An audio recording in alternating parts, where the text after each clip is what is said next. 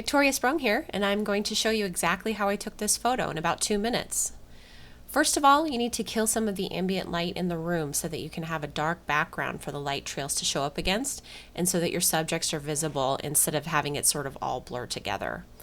You're going to need 2 flashes, light stands, grids, CTO gels, a camera and a lens, and an off-camera flash transmitter.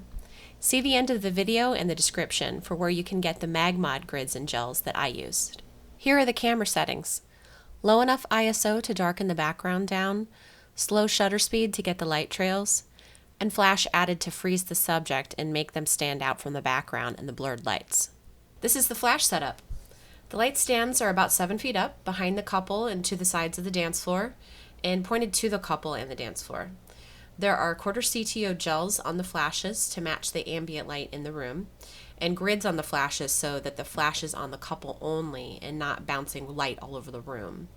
I chose to short light the couple rather than having the flashes pointed straight at them from the front. It just makes the image look a little more artsy and cinematic and less like a snapshot. Check out this super amazing diagram to see it from the photographer's point of view. Here's the process in action. You see me looking at the camera to make sure it's all working. This is because I have a second photographer there to back me up and get the more safe, evenly lit shots. While you're shooting, move your camera during exposure. You can experiment with how to move it based on where the light trails end up and what shapes you want and adjust accordingly.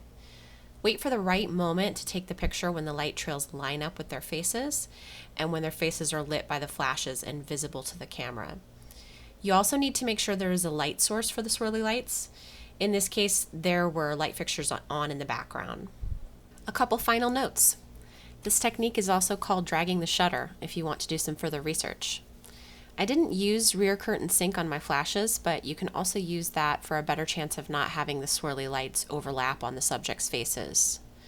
I would love to make more of these free tutorials, so I need your help with that. Please subscribe to my channel and make sure to share this video with other people who might like it.